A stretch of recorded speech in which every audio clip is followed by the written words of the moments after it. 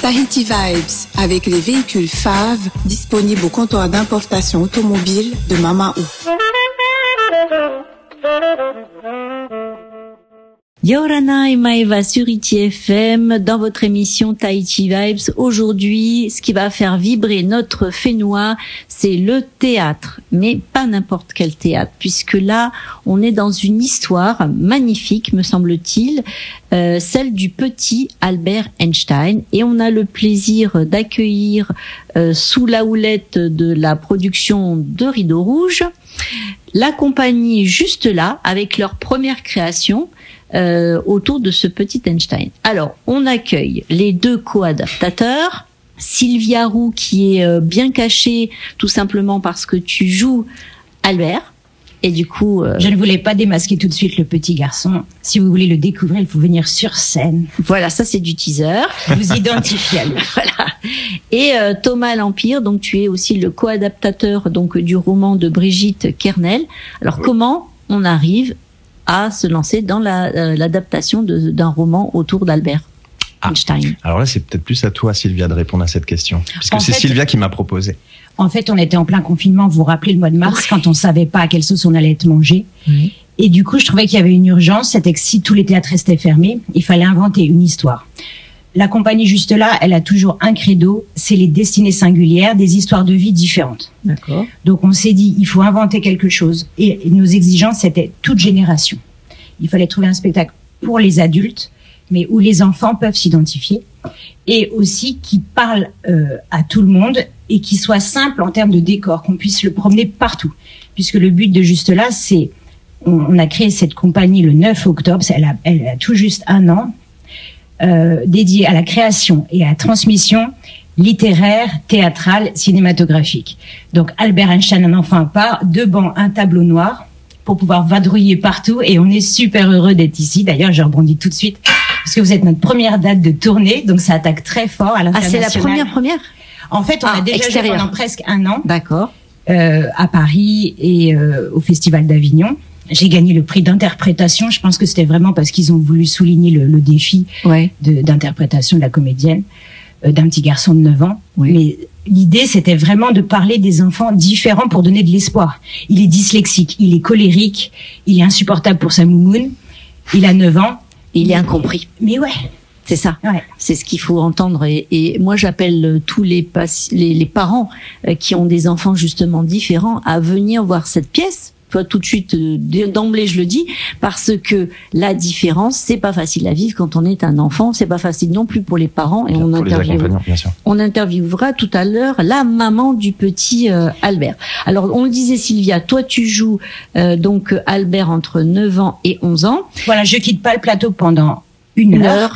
Et mes 2 camarades de scène, Thomas L'Empire et Adrina Hawkins, se partagent 17 personnages. À eux deux. Et ce qui est très amusant, c'est que donc je suis sur le plateau et ils passent de cours à jardin derrière le tableau. Ils sortent en étant grand-père, ils re-rentrent en étant grand-mère, quoi. C'est avec un vrai travail. Accessoire. Eux, ils n'arrêtent pas de se métamorphoser pour défendre 17 personnages. Alors on a dit qu'on allait dans cette interview parler un peu des moments clés de l'histoire d'Albert entre ses 9 et 11 ans. Donc Thomas, toi tu joues le père, les grands-parents, mais surtout on va dire l'oncle Jacob. L'oncle Jacob. Alors le fameux pourquoi je dis Jacob. surtout l'oncle Jacob? Surtout l'oncle Jacob, ça a été une discussion, on va dire, clé dans l'histoire du petit Albert. Il était très proche de son oncle. Et elle le dit, j'adore oncle Jacob. Et en fait, ils ont une discussion donc sur le plateau où en fait Albert lui explique un petit peu son problème de dyslexie, puisque c'était un enfant dyslexique, sa difficulté à s'exprimer. Et l'oncle lui dit, mais je connais bien le problème. Moi, j'étais comme toi quand j'étais petit. Moi aussi. Voilà, moi aussi. Et pour m'en sortir, je dessinais des animaux, des fleurs. Enfin voilà, il y a plein de moments assez poétiques. Et ils s'entendent très bien tous les deux. Ils vont avoir un fou rire lors d'une discussion. Et ce fou rire va en fait permettre à Albert de sortir, de dire pour la première fois une phrase sans buter, sans bégayer. Jacob, tu savais que Galilée a découvert les anneaux de Saturne en 1610? Mais c'est incroyable, Albert. Tu as parlé d'un coup, mais comme je suis fier de toi, mon garçon. Mais je m'en suis même pas rendu compte, Jacob, j'ai dit une phrase entière, ça alors. Tu vois, tu y arrives encore. Mais comment c'est possible? Parce qu'on a ri On a ri et ça t'a détendu. Voilà. Donc il y a cette prise de conscience lors de cette discussion, cette prise de conscience d'Albert. Et voilà. Donc en ça, c'est un personnage clé dans son parcours. Alors, vous n'êtes pas les premiers que l'on accueille dans notre émission Tahiti Vibes à jouer plusieurs acteurs. Donc toi, Sylvia, on a bien compris que tu étais focalisée, mais rien que l'exercice, on en parlera après. Mais je voulais savoir, Thomas, pour toi, le passage d'un... Alors je sais que c'est un texte et qu'on apprend tout ça, mais il y a des intonations, il y a de la posture, il y a du non-verbal. C'est quoi le travail? Alors, tu l'as co-adapté, donc tu t'es nourri aussi avec ça. Oui, c'est vrai qu'en l'écrivant, déjà, moi, je m'imaginais certaines choses. Mais comment on fait, justement, comment on le travaille après ça en tant qu'interprète? On le travaille lors des répétitions, on cherche des postures. Et en vrai, au fur et à mesure des représentations, les personnages ont pas mal évolué aussi. On trouve des petites choses, le tremblement du grand-père, le fait qu'il ait la main derrière le dos, tout le temps un petit peu, qu'il y a peut-être de l'arthrose dans la main. Enfin, des petites choses. Je sais que moi, mon grand-père, je pense à mon propre grand-père, par exemple. J'ai une image de lui quand j'étais petit. J'ai essayé de le reproduire. Joseph, le meilleur ami à l'école. Joseph, voilà, qui raconte des blagues. Bon, il y a un moment très drôle qui plaît beaucoup aux enfants. On peut faire un petit extrait si vous voulez. Bien, vas-y. Et Joseph, il bat tout le monde. Il est sportif. Il bat tout le monde à la course à pied et il connaît plein d'histoires drôles. Albert, tu connais l'histoire du pingouin qui respirait par les fesses? Dis. Un jour, il s'est assis et il est mort. Oh. Voilà. Et on bascule tout de suite parce que dans la classe, mes camarades continuent à se moquer. D'accord. Ben oui, mais ça bascule tout le temps. En fait, toute la pièce, c'est entre rire et émotion. Ouais. Et toujours qu'on puisse s'identifier.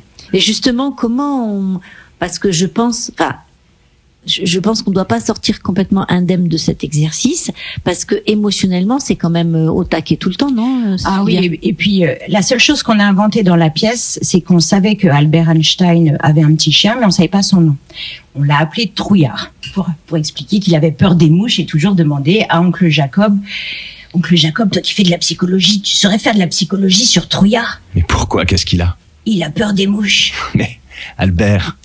Trouillard craint ce qu'il ne connaît pas. Justement, il faut qu'il apprenne. Toute sa vie, on apprend à avoir moins peur.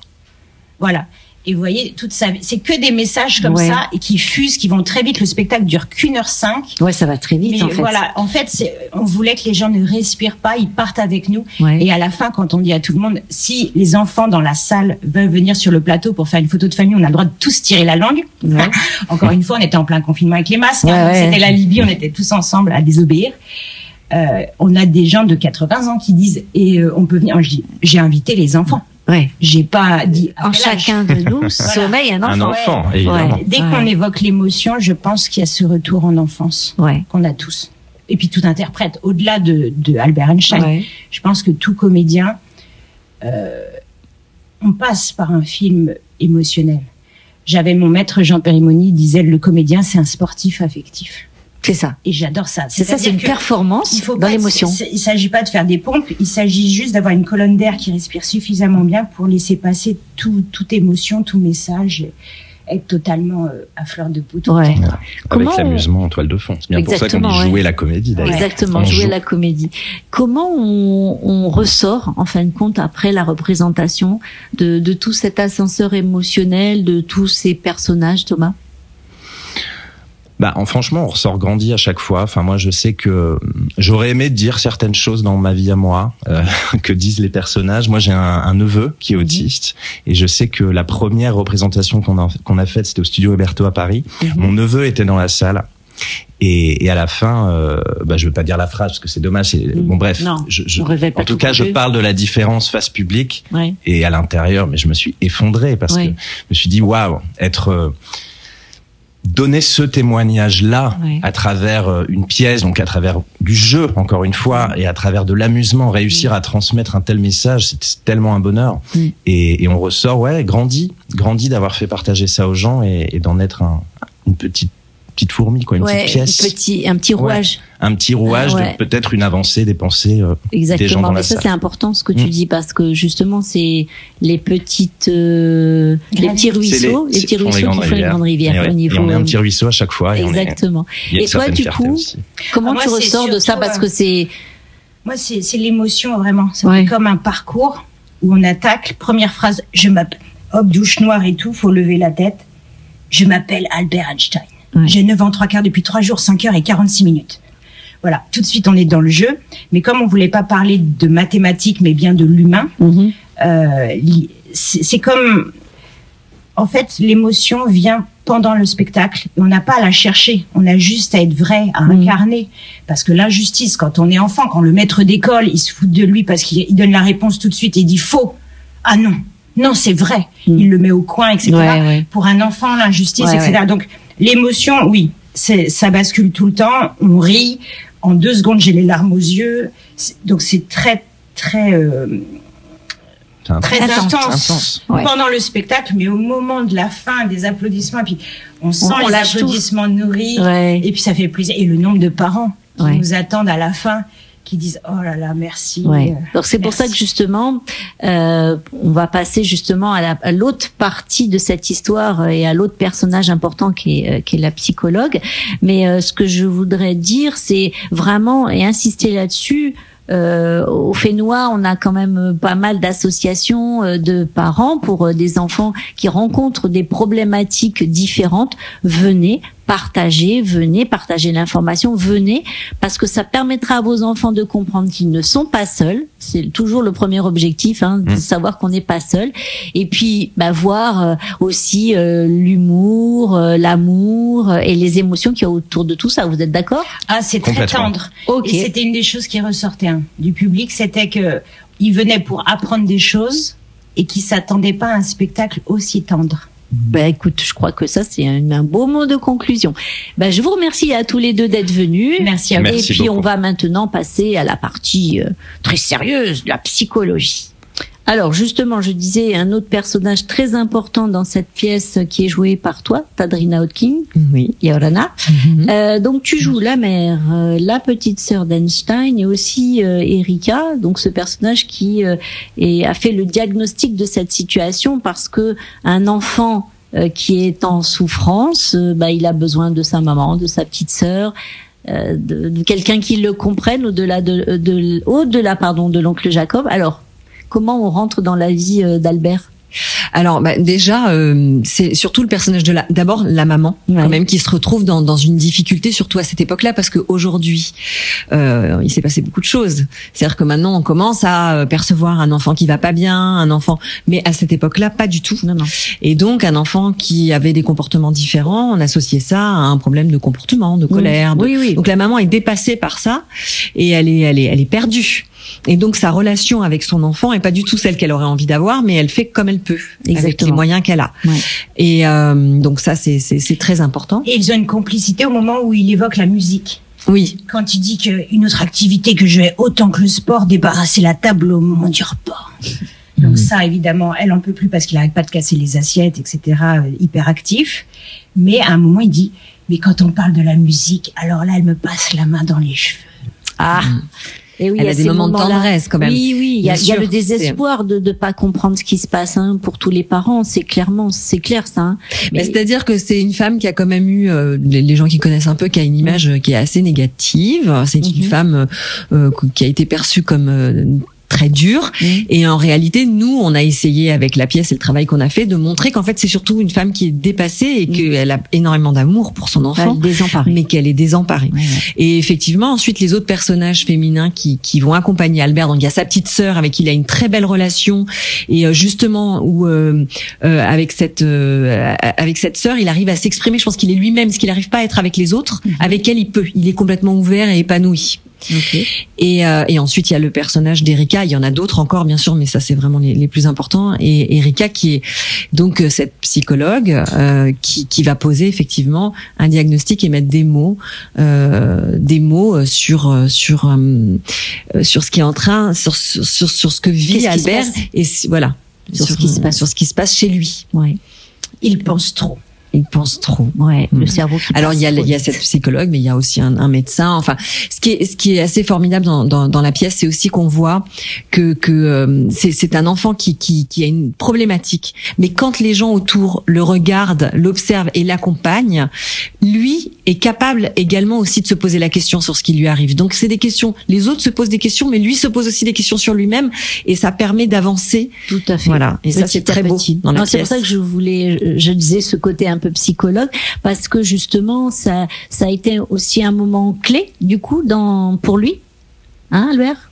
Ah, totalement, parce que le fait de rencontrer quelqu'un qui expliquait, vous savez, ce n'est pas la première fois que je rencontre cela chez un garçon plus intelligent que la normale. Et là, la mère qui dit, comment ça plus intelligent? Mais oui, madame, votre fils, il pense trop. Comment ça, il pense trop?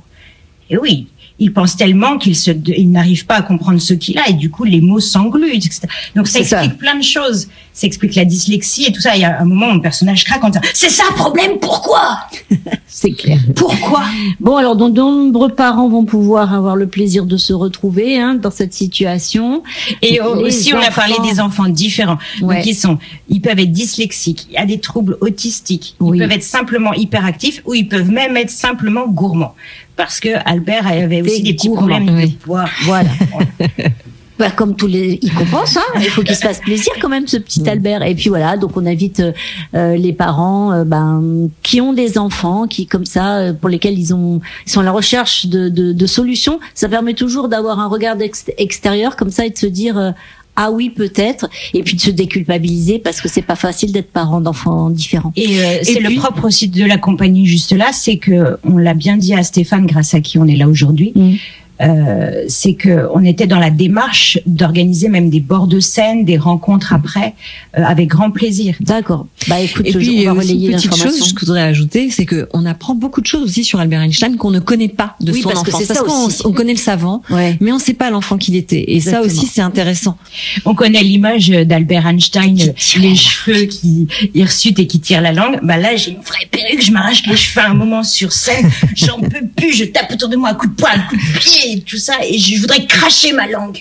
D'accord. Eh bien, ça va être terrible. Donc, c'est du 26 au 28 août 2022. Donc, initié par le Rideau Rouge Tahiti, au Petit Théâtre de la Maison de la Culture. Les gens savent, les auditeurs savent que les tickets sont tickets pacifiques, enfin tous les lieux habituels pour retirer ces places. Donc rendez-vous, moi j'y serai du 26 au 28 août. Attends, je suis en train de réfléchir. Oui, du 26 au 28 août, je serai là. Avec grand plaisir, je viendrai vous voir. J'espère que on aura donné envie à nos auditeurs de venir voir justement votre travail.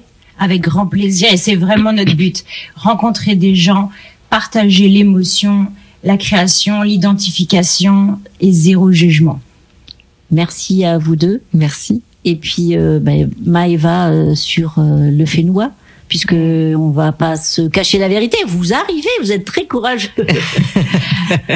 Allez, chers auditeurs, pensez à partager la rediffusion qui est disponible sur la page Facebook pour justement partager cette nouvelle autour de vous. Passez une belle journée, prenez soin de vous, Nana.